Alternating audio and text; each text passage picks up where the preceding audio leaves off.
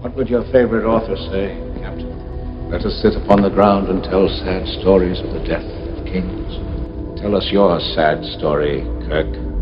A prevailing theme throughout world mythology has been a primordial longing for a return of the true king. For a few short years in the late 60s, the true king did indeed return.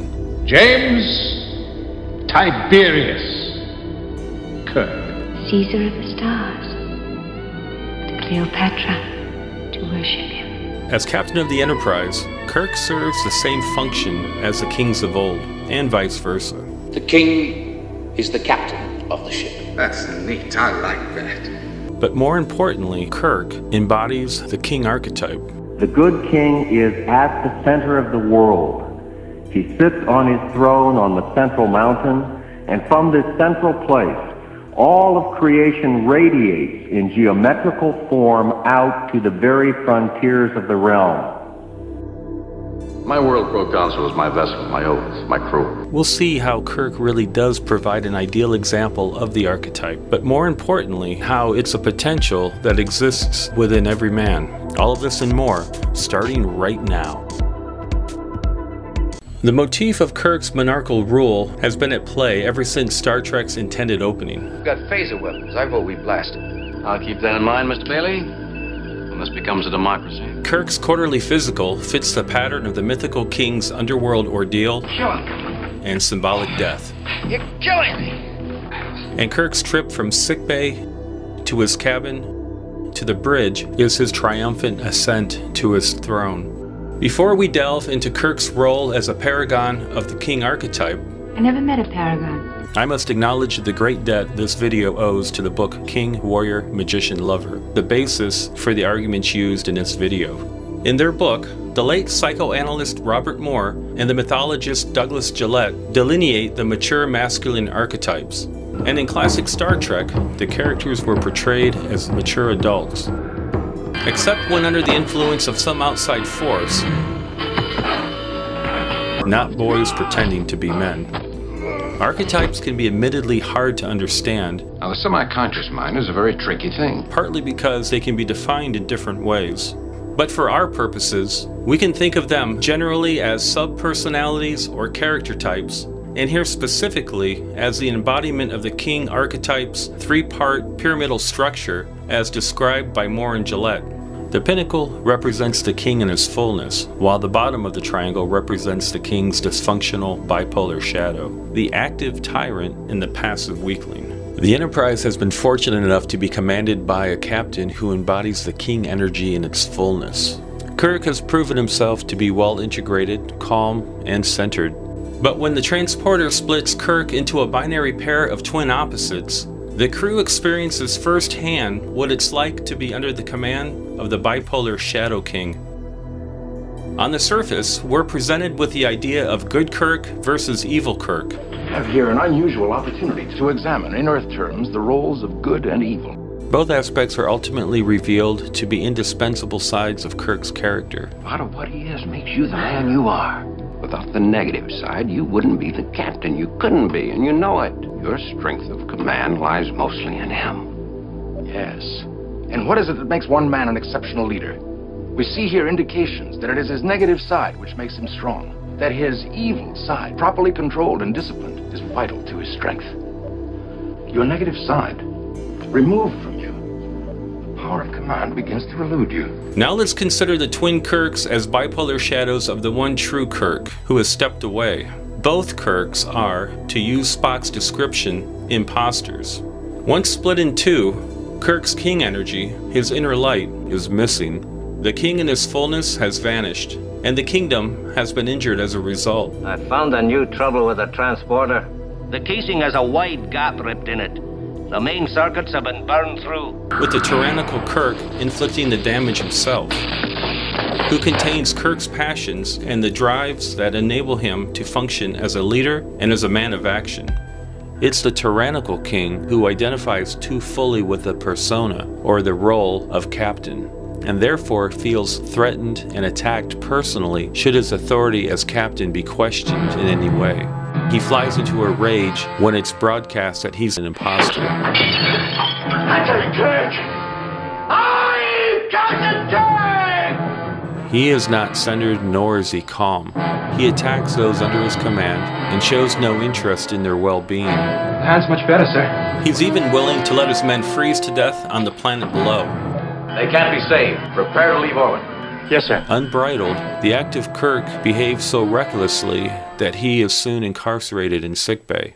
Meanwhile, the passive Kirk is lethargic and spends a good deal of time resting in his quarters. Alone, Mr. Spock. He otherwise finds himself unable to command effectively, lacking the real Kirk's decisiveness during an impending crisis.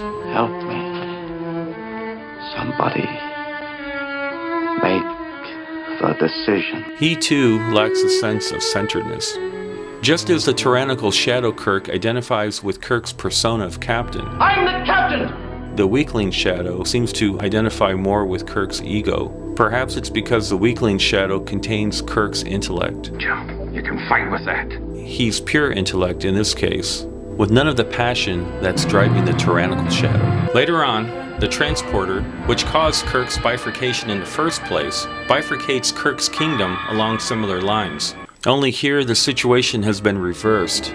Kirk remains the king in his fullness, while trying to survive in a dysfunctional shadow kingdom where his evil tyrannical twin rules.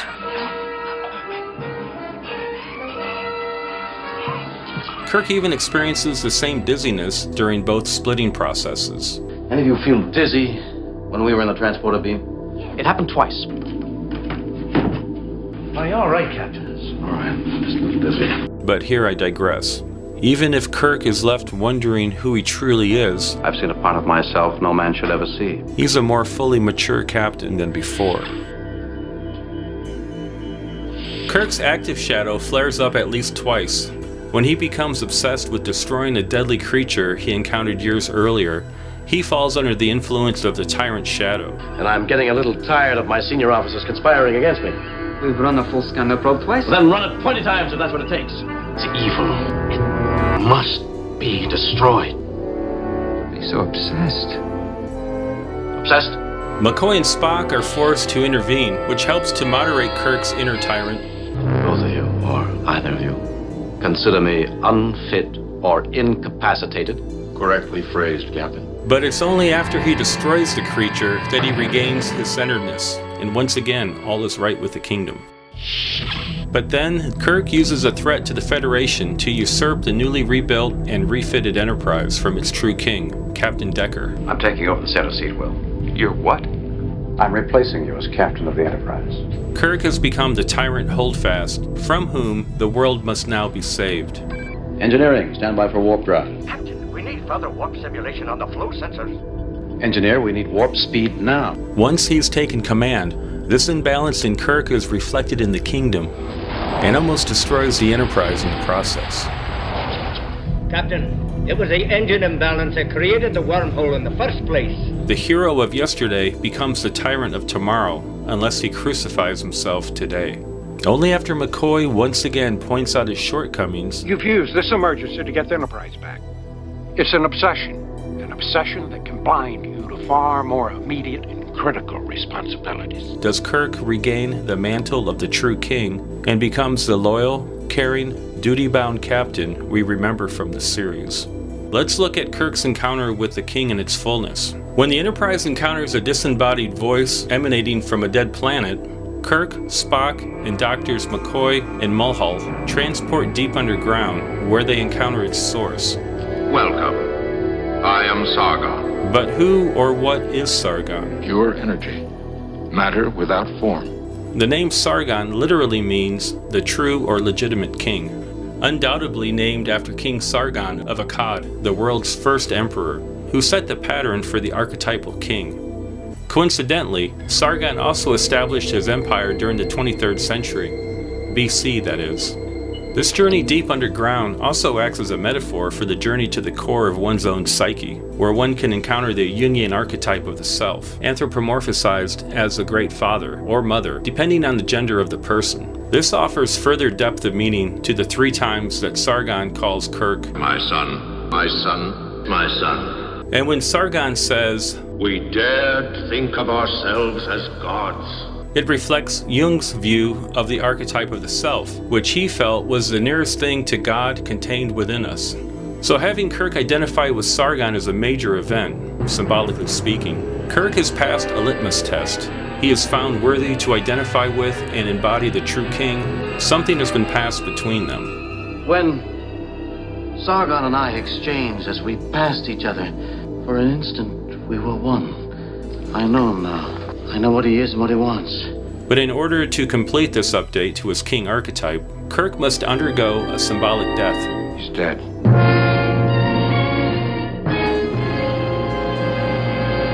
And rebirth. The equivalent to rebooting a computer to install an update.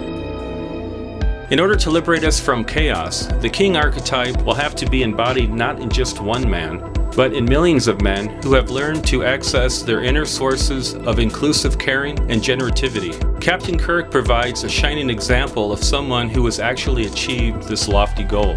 You can continue your meta journey into classic Star Trek by clicking on the video to the left or on the playlist to the right. And if you haven't subscribed yet, click on the MetaTrek logo in the center of the screen and turn on notifications so you don't miss any upcoming videos. Thanks for watching. Until next time, live long and prosper.